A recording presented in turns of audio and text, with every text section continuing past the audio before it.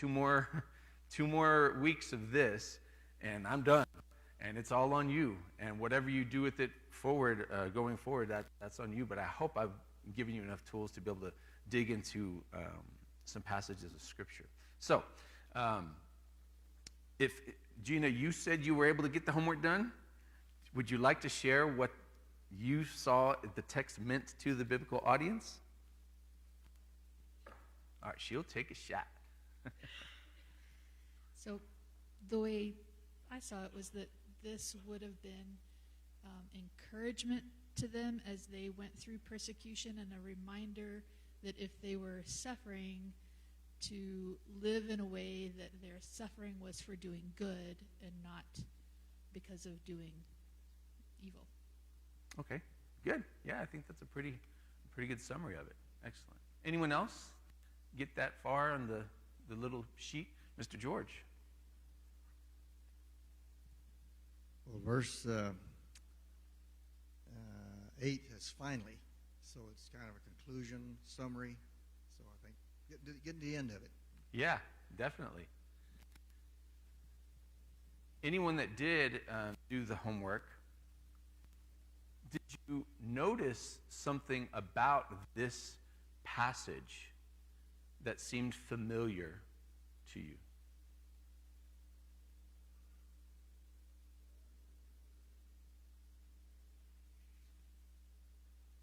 If not, it's okay.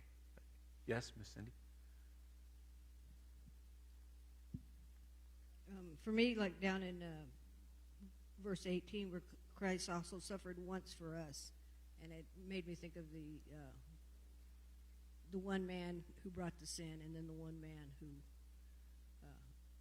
took away the sins of the world. Okay. So he suffered once for us. Right, Romans 5, 1 Corinthians 15. Right. Okay, good. Anyone else? Okay. So let's go through this really quickly. We don't have that much time, but we'll dig into a few things that I think are interesting. And again, we're looking at the grammar as we see it in our language. Okay.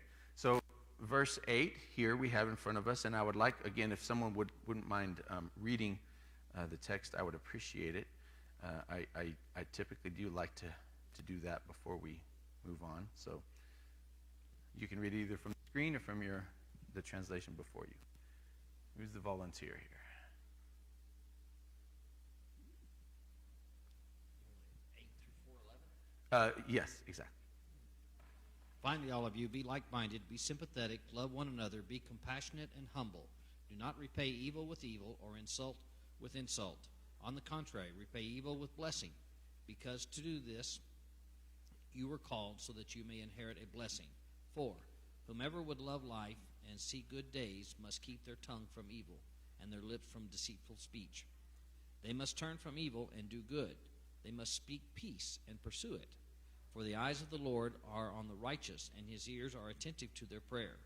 But the faith of the Lord is against those who do evil. Who is going to harm you if you are eager to do good?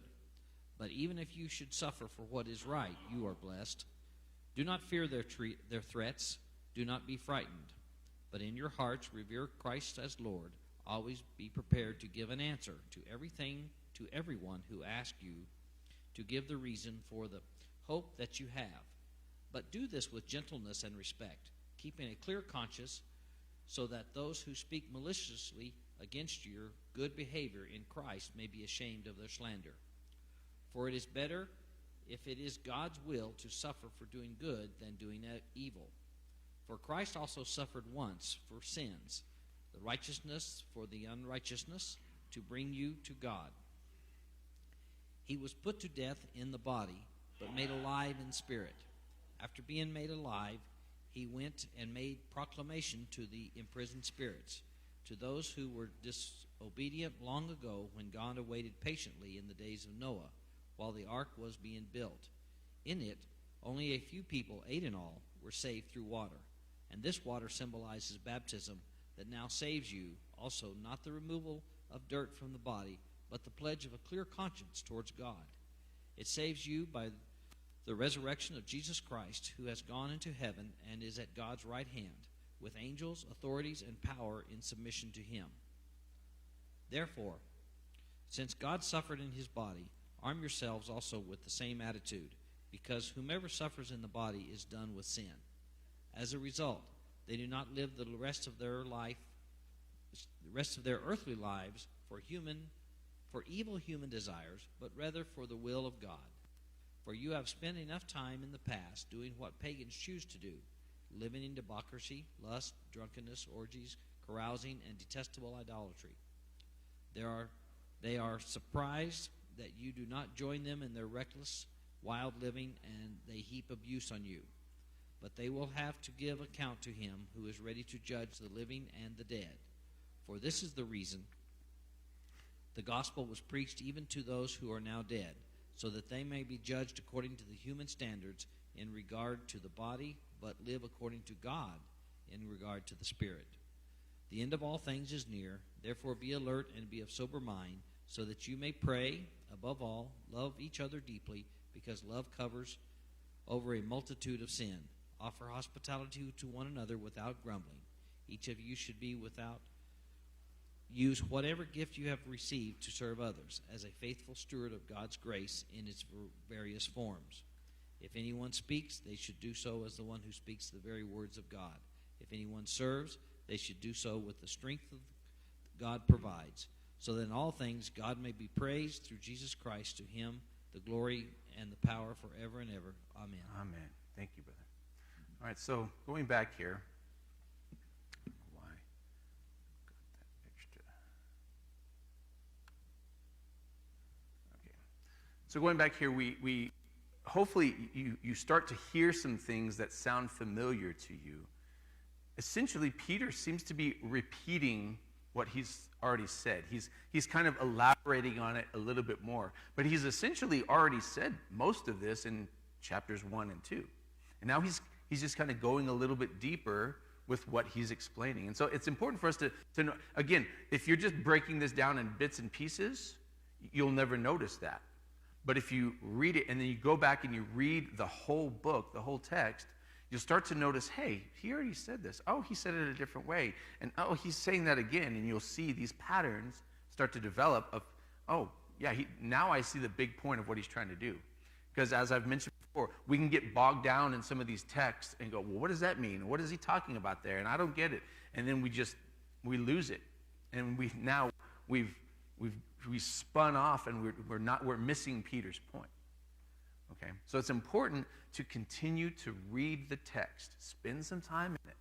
As we talked about at the beginning, if you receive a love letter from someone that you care deeply for, they send you this letter, they've been gone for months, you're not just going to read it, oh, okay, that was nice, that was good, and put it away. You're going to just pour over it and, oh, well, what does he mean here? Well, he went with his friends. Well, what was that like? What were they doing? And how? You're going to spend time because you care deeply for this person and you want to connect with them. We should treat God's word the same way. A desire to connect with what is happening and who God is and who his saints are. Okay? So, he uses this word in verse 8, returning back to chapter 3. Finally, all of you, be like-minded. And again, this is an abridged hermeneutic, okay? This is not going to be a deep exegesis. We're just so I'm going to skip some things. We don't have time for it all. But that word, like-minded, what do you think it means? Why do you think Peter is using that here? Yes, ma'am, Ms. Cherry. My version says harmonious, so it's kind of have being, kind of in agreement there. Okay, harmonious. You may have different thoughts. You think about music, how we have a harmony, we have different parts, but yet it blends together beautifully. So therefore, we've got to blend together and to work towards the goal there. Okay, good. Miss Cindy, you had something? I was just going to say for the unity of the church. For the unity of the church, yeah.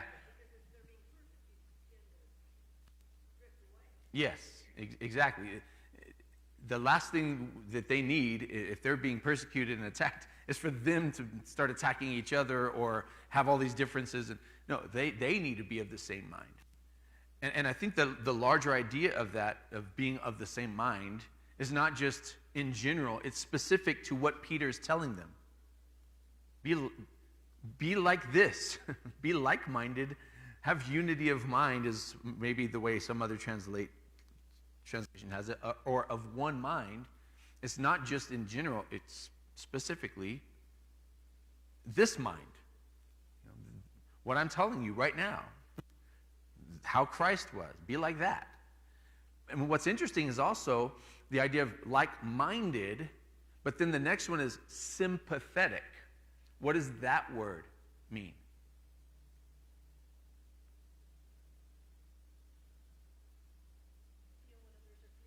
Feel what others are feeling. So there's a mental connection, but there's also an emotional connection. And by the way, before we get too far, I know just a fun little Greek thing about that other word, like-minded. That's the only place in Scripture where that word is found in Greek, that like-minded, that particular word. Okay, so anyway, so he says, it moves from this idea of this mental understanding of, hey, we have this idea together, but we also feel together, and then the next phrase, love one another, right? And so, again, this idea, and as we mentioned before, digging into the Greek a little bit, this is that Philadelphos, this brotherly love, all right? So that idea of moving from the mind to the emotions to the feeling to this deeper servant attitude, that's what this love is, right? Towards one another, and then continuing, be compassionate. What does compassionate mean?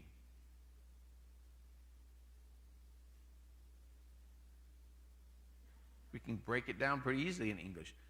Common passion, right? Compassionate. Having the same passion, right? When someone's struggling with something, feeling a certain way, you feel sympathy and compassion are very similar. Yes, ma'am? My version says tender-hearted. Tender-hearted, okay, yeah. If you look back, especially in the Gospel of Mark, Jesus over and over is mentioned as having compassion on them.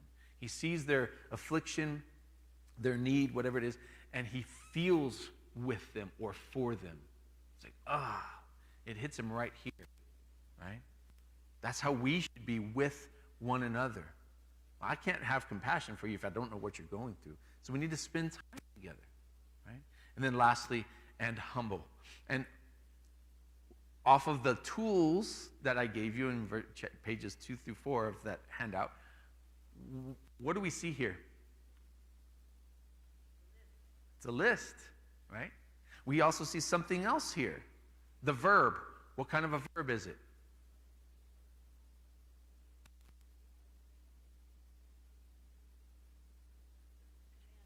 It's a command. It's imperative, right? Do this. It's not a suggestion. It's not something's happening to you. This is for you to do. Is it optional as a Christian? No. So often, we treat things like this as optional, don't we? So we don't really think too much about being like-minded or being sympathetic or loving one another or being compassionate or especially being humble, right? It's not a suggestion, it's a command. And we're so good at focusing on kind of these external things, you know, that we forget about this is the type of person we're supposed to be. And that's what we're called to be as Christians. Can you imagine if we really, if God's people really lived that out? Can you imagine how different we would be perceived? Now, I'm not just making this up. That's Peter's point too. Let's keep reading. Do not repay evil with evil or insult with insult. On the contrary, repay evil with blessing, because to this you were called, so that you may inherit a blessing. So if we keep reading, he quotes from Psalm 34, for whoever would love life, see good days, must keep their tongue from evil, their lips from deceitful speech. They must turn from evil. And if you have not underlined this word yet, this phrase, you need to underline it. Do good. Because he says the phrase do good over and over and over. That's one of the key phrases in the book of 1 Peter. Do good. They must seek peace and pursue it. For the eyes of the Lord are on the righteous. Another key idea, the eyes of the Lord. Something that the Lord is focusing on. That's another important phrase. His ears are attentive to their prayer, but the face of the Lord is against those who do evil. Okay, so, I don't know why I have that twice, but there it is. Notice this. Who is going to harm you if you are eager to do good? There's that same word again, that rhetorical question. 14, but even if you should suffer, there's another key word, for what is right, you are blessed. Also a key word. Do not fear their threats. Do not be frightened. Now, the interesting thing about that citation, it's coming out of Isaiah chapter 8, verse 12. Again, if you did your homework and you're following along here, I hope you're starting to get this idea that, hey, I need to go back and read the context of those citations, right? I'm kind of skipping some because we don't have that much time, but Isaiah, he's already quoted from Isaiah earlier in chapter 2, verse 8. And he's the same chapter of Isaiah, chapter 8. And it's talking about this idea of how Judah and Ephraim, I think. I can't remember now. But they're basically running around afraid. This is happening. And oh no, what's going to... And God is telling his people, specifically Isaiah, don't worry about them. Don't fear what they fear. You've got me. In that same context is when he says, I'm the stone. Right? You've got this precious stone. It's going to cause them to stumble, but you can rely on it, essentially. Okay? So that's the context within which Peter is phrasing this. Now, another interesting thing about this stone that Peter's mentioned several times, we've talked about this lots of times, not in this class, but what does Peter's name mean again? Rock, right? Do you think it had special significance to him? I kind of think so. Anyway, so I'm trying to cruise through here. So we always run out of time. We never get to finish. So notice this. But in your hearts, verse 15, revere Christ as Lord. Always be prepared to give an answer to everyone who asks you to give the reason for the hope that you have.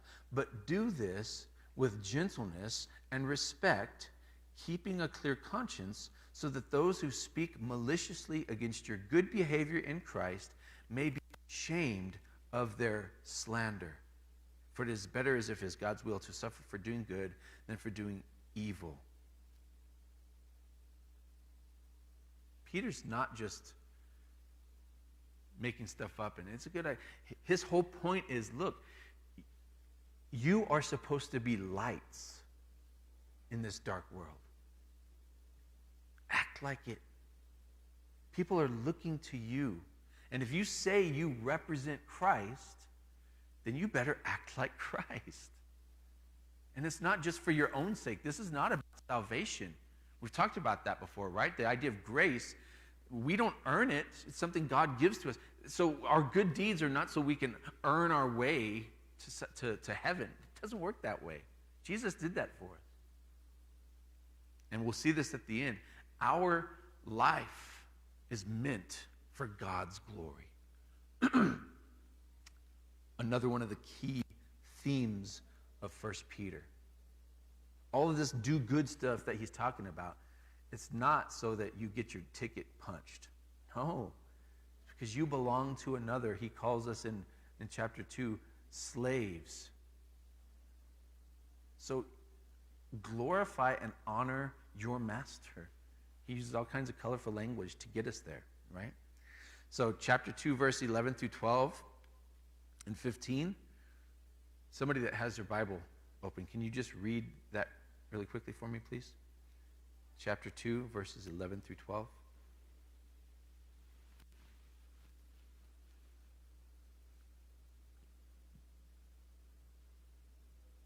Cindy's got it. 11 through 12 and then down to 15. Beloved, I urge you as sojourners and exiles to abstain from the passions of the flesh, which wage war against your soul. And then 12:2. Keep your conduct among the Gentiles honorable, so that when they speak against you as evildoers, they may see your good deeds and glorify God on the day of visitation. And 15. For this is the will of God, that by doing good you should put to silence the ignorance of foolish people. Okay.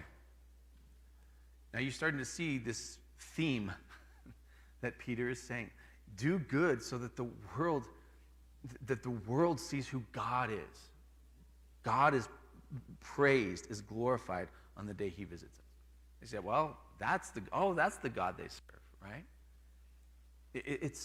That's our purpose here. We talk about the idea of spreading the gospel and sharing the good news, and that's important for sure. But the first thing people are going to see is how we act. Right? Actions speak louder than words. You hear that. Well, it's really true. Peter's saying it over and over again. Do good.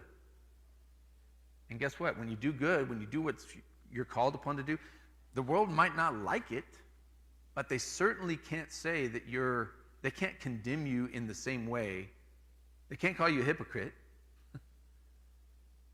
because you're living what you say. Okay? Such a key thing that Peter's talking about here. And again, the idea of suffering over and over, he connects it to Christ. He's your Lord. Verse 15, but in your hearts revere Christ as Lord. So if he's your Lord, you're going to want to emulate him. Yes, that was the right word. I almost thought that there's another word for burning. So no, it's not that one. All right, we want to copy how Jesus lived. Right? Okay, so here's a long one. For Christ also suffered once for sins at the cross, right? The righteous for the unrighteous, to bring you to God. Do you see the connection? Christ suffered to bring you to God. What does that mean for us?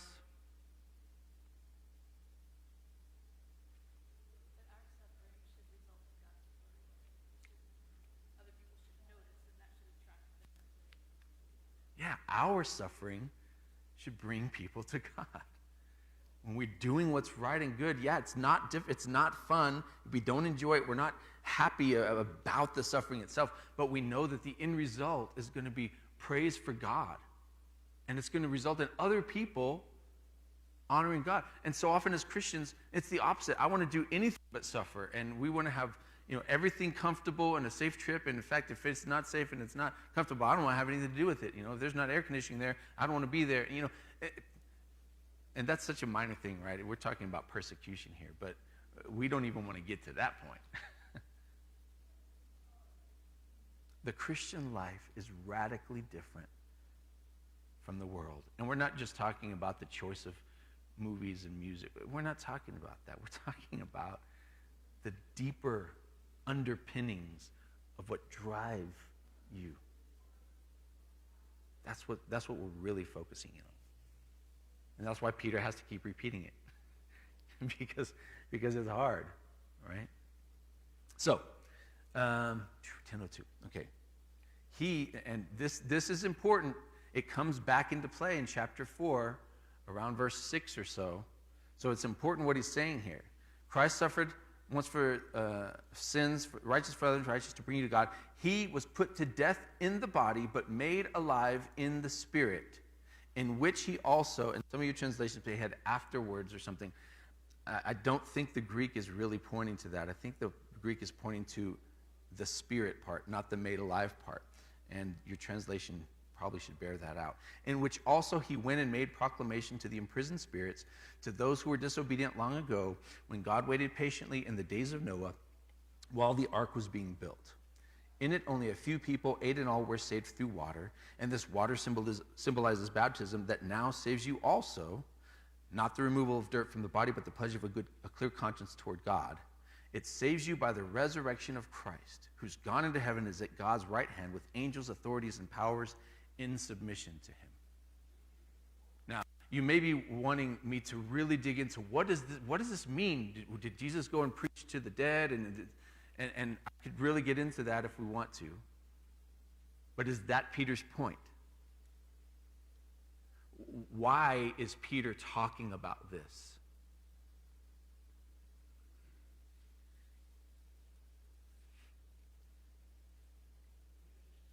Why is he bringing up Noah?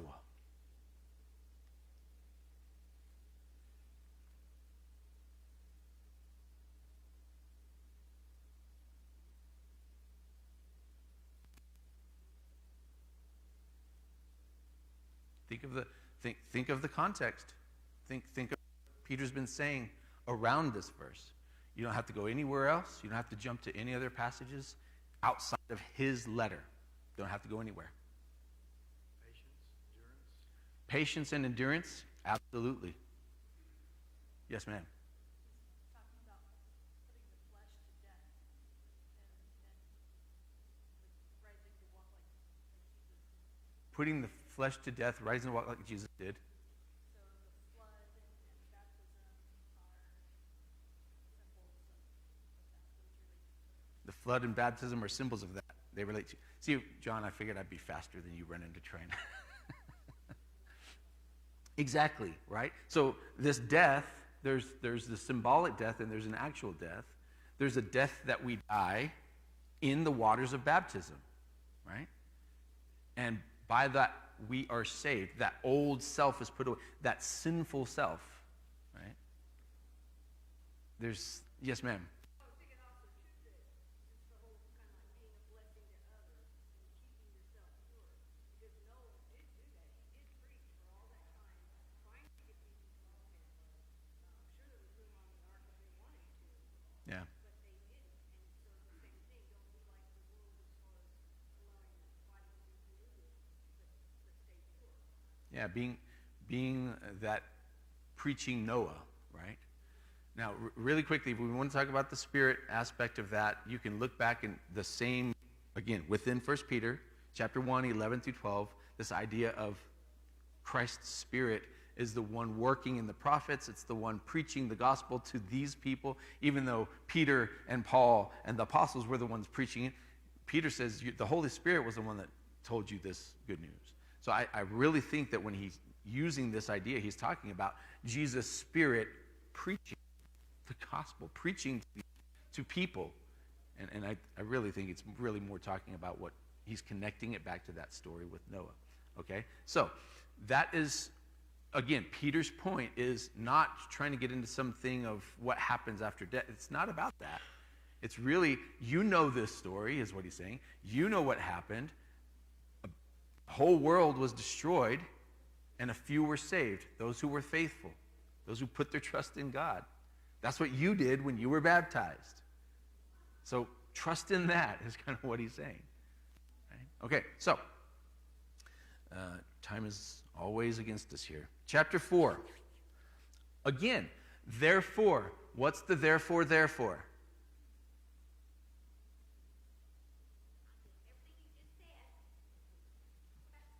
Everything you just said, right? We're going to talk about some more, she said. And he even adds to help us, to kind of catch us back up. Since Christ suffered in his body, so that's still the point. Your Lord and Savior suffered in his body, even though he didn't deserve it. Arm yourselves also with the same attitude. Remember what we saw at the beginning in verse 8. Like-minded? Of one mind? He's not just talking about, hey, as long as we are all on the same page, we're good. No, he's saying, have this mind, Christ's mind, the same attitude as Jesus. Because whoever suffers in the body is done with sin. Obviously, there later on became a heretical sect, and Paul kind of talks about it. John talks about it, this asceticism of beating yourself and turning it, I can scourge my sins from up. He's not talking about that. How do we know that? Because of the larger context. It's not me castigating myself. It's me being persecuted for living a good life. So I see, this stuff doesn't matter. This is what's more important. The Hebrew writer kind of elaborates on that a lot more in Hebrews chapter 12, right? When he says, run with perseverance, set your eyes on Jesus, right? He's the example for us. But again, that's outside of this context, but just a little side note for us. That idea, okay?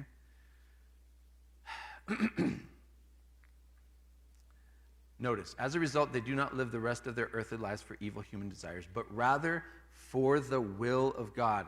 Hearkening back to chapter 2, verses 15 and 16, right? Now, what is the world doing? You've spent enough time in the past doing what pagans choose to do.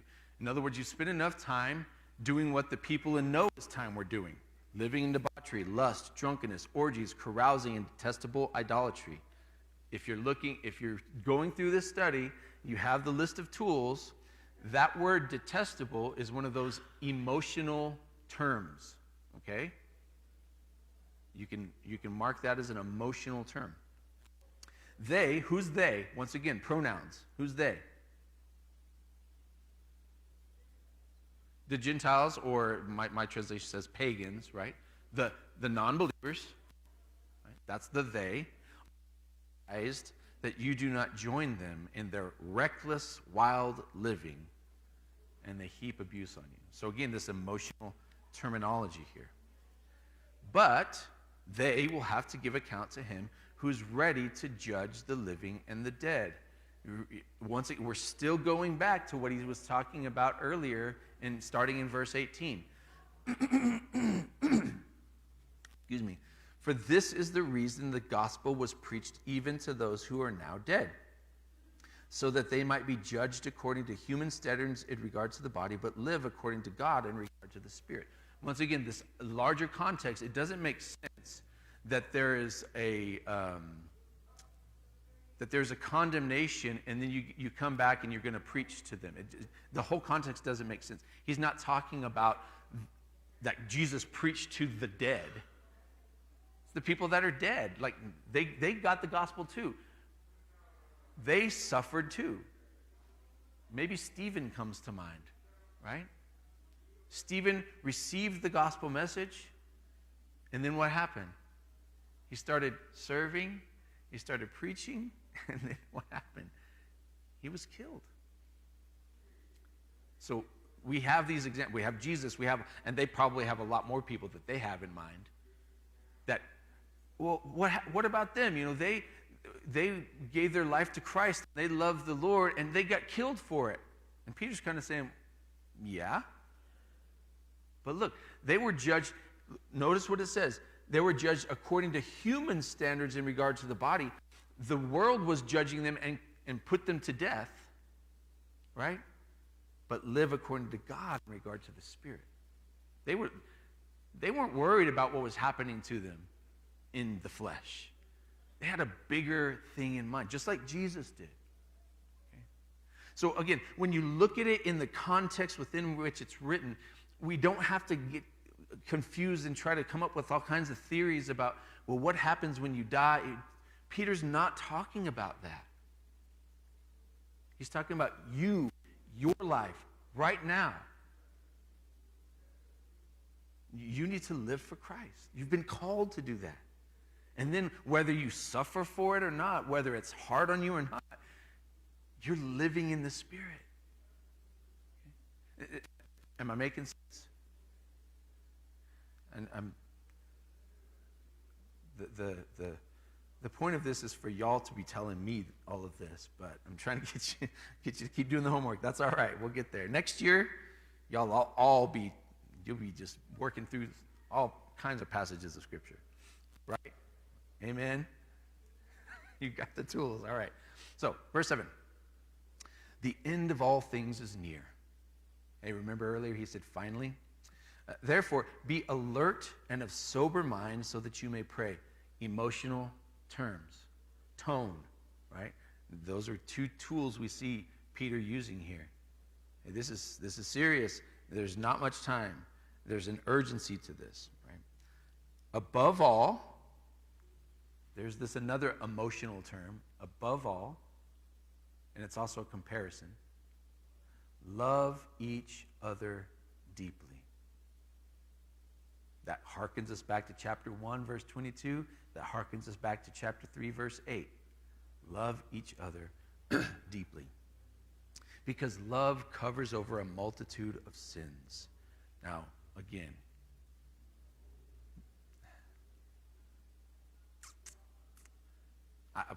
We just don't have time. We just don't have time. We have to look at the context of what he's saying. It doesn't mean that it's okay, you can just sin and just love will cover. That's not what he's talking about, right? It means it's easy to forgive. 1 Corinthians 13. You say, hey, you know what? You sin, I sin, but I love you. We're going to work through this. Just like God loves us even in our sin, right? Offer hospitality to one another without grumbling. Once again, that's an imperative. Offer. It's not a request. It's not just what happens to you. Okay? Lastly, each of you should use whatever gift you have received to serve others as faithful stewards of God's grace in its various forms. If anyone speaks, they should do it as one who speaks the very words of God. If anyone serves, they should do it with the strength God provides, so that in all things, here's the key, so that in all things you are praised. Is that what it says? It says, so that God may be praised through Jesus Christ. To him be the glory and the power forever and ever. Amen. So when you see it that way, right, when you break it down, you start kind of read it in the larger context, and then you start kind of working inward and then going back outward and just kind of comparing it, you start to see a brighter picture of what you're saying. And hopefully it's less confusing and we don't run off chasing rabbits because it's all right here. Any other questions or comments? Okay. Yeah, yes, ma'am. I was just going to say, I've always been confused by the passage about preaching to the dead, but it just kind of hit me right now that it's more the fact that you had the prophets who were using God's Spirit, Jesus' Spirit, then to preach to them. Yes. They did have the message to preach to them. Exactly. It wasn't that he went back to them. Exactly right. And again, all within the context of 1 Peter. He already talked about that, right? So, very good. Okay, so this is what I wrote as what the text meant to the biblical audience. It's pretty similar to what we heard here. But the theological principle is another thing I think is important. We often kind of miss out on that. This is what I wrote.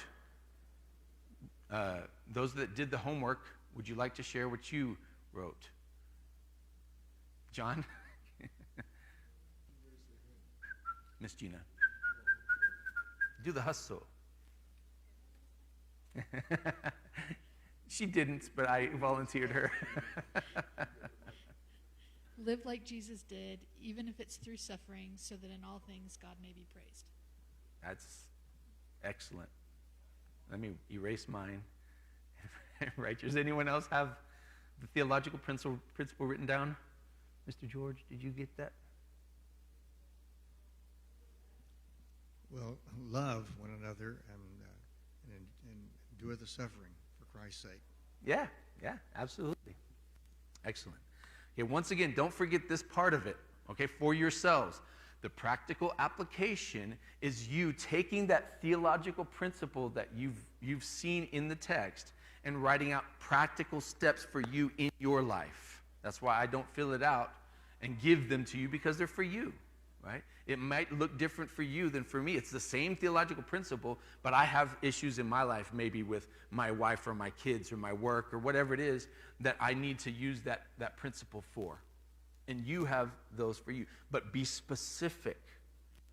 I need to be more loving towards this guy that I disagree with totally on politics, and I think, no, I need to be a light for him or for her, or my neighbor, whatever it is. That's where you apply the theological principle. All right, we good?